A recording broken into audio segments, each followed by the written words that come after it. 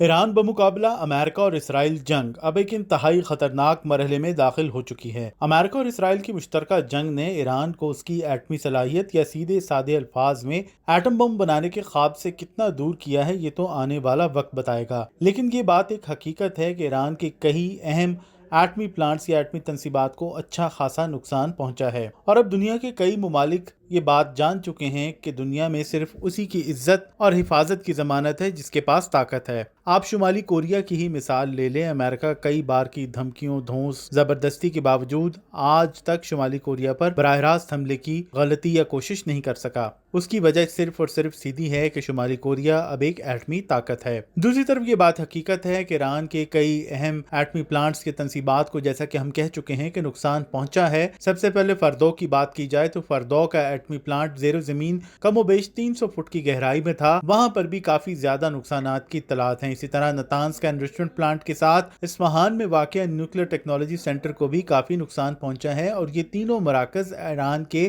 ایٹمی پلانٹ یا atomic ambition میں بہت زیادہ بنیادی یا کلیدی اہمیت رکھتے تھے۔ دوسری طرف ایرانی حکام کا دعویٰ ہے کہ وہ اپنی ایٹمی تنصیبات پر حملوں سے پہلے ہی کافی زیادہ اہم مال مواد محفوظ مقامات پر منتقل کر چکے ہیں۔ تازہ ترین اپڈیٹس تو آپ کو لمحہ بلمحہ مختلف الیکٹرانک یا سوشل میڈیا آؤٹ لیٹ سے ملتے ہی رہتے ہیں، لیکن اس جنگ میں جو کہ ایک ملٹی پولر ورلڈ کے دور میں لڑی جا رہی ہے، کئی اہم معاملات اور نکات کو مد نظر رکھنے کی ضرورت ہے۔ روس نے ایران کے ساتھ 25 اور چین نے 20 سالہ دوستی کا ایک اسٹریٹجک معاہدہ کر رکھا ہے، لیکن اب تک دونوں ممالک زبانی کلامی اظہار مذمت تک ہی محدود ہیں۔ ماسکو میں روسی صدر ولادیمیر پوٹن سے ایران کے وزیر خارجہ سید عباس عراقچی کی اہم ترین ملاقات بھی ہوئی ہے۔ اس ملاقات میں فی الحال تو ایران کو صرف تسلیاں ہی ملتی دکھائی دے رہی ہیں۔ روس کس حد تک ایران کو سپورٹ کرے گا یا عملی طور پر کس حد تک آگے جائے گا، یہ بات بھی آنے والا وقت ہی بتائے گا۔ لیکن بہت ذمہ دار ذرائع کا یہ بھی کہنا ہے کہ اسرائیل امریکہ کے ساتھ ایران کی جنگ میں خطے کے اور بھی بہت سے ممالک جو کہ امریکہ کے اتحادی ہیں، ان کی ایک طرح سے نیم رضامندی شامل ہے۔ یہ رضامندی عرب اور عجم کی روایتی دشمنی کا ایک پہلو دکھاتی ہے۔ کہا جا رہا ہے کہ ایران کے وہ ہمسائے جو خلیج فارس کے دوسری جانب بیٹھے ہیں، ان کی بھی شاید یہی خواہش تھی کہ ایران کی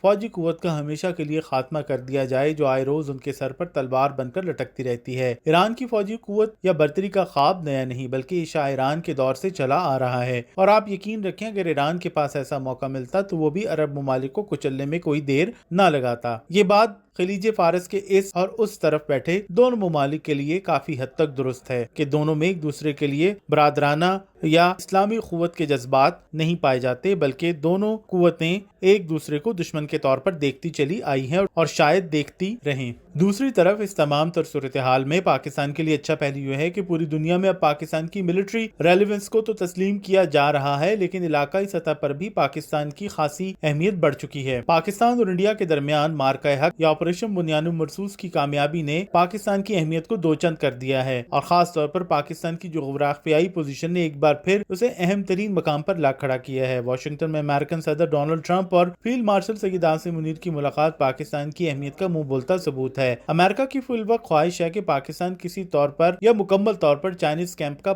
پکا حصہ نہ بن جائے اور ہمیشہ کے لیے اس سے منہ نہ موڑ لے۔ اس لیے امریکہ پاکستان کو کسی حد تک انگیج کر کے رکھنا چاہتا ہے، لیکن یہ بات بھی سب کو معلوم ہے کہ پاکستان کسی طور پر چین کو دھوکہ دے گا نہ اس سے دوری اختیار کرے گا، کیونکہ پاکستان اور چین کے تعلقات بلا شبہ ہمالیہ سے اونچے، سمندروں سے گہرے اور شہد سے میٹھے ہیں۔ اس کے ساتھ ہی مشرق وسطی میں چھڑنے والی نئی جنگ کا سب سے اہم نقطہ معاشی اثرات ہیں، جس کا پوری دنیا کو سامنا کرنا پڑ سکتا ہے۔ ایران کی طرف سے آبنائے ہرمز کو بند کرنے کی باتوں نے عالمی کساد بازاری کا خطرہ پیدا کر دیا ہے۔ روزانہ 20 ملین بیرل خام تیل خلیج فارس سے ہوتا ہوا آبنائے ہرمز سے گزرتا ہے، جو دنیا بھر میں خام تیل کی یومیہ پیداوار کا 1/5 حصہ ہے۔ مشرق وسطی پر منڈلاتے ہوئے جنگ کے بادلوں کے نتیجے میں عالمی منڈی میں خام تیل کی قیمتیں $80 فی بیرل کی سطح کو چھو چکی ہیں، اور ان قیمتوں میں مزید اضافے کا بھی امکان ہے، اور مزید اضافے کا دار و مدار اب ایک طرح سے ایران کی جوابی کارروائی پر ہے کہ وہ کب اور کس طرح امریکہ کو نشانہ بناتا ہے۔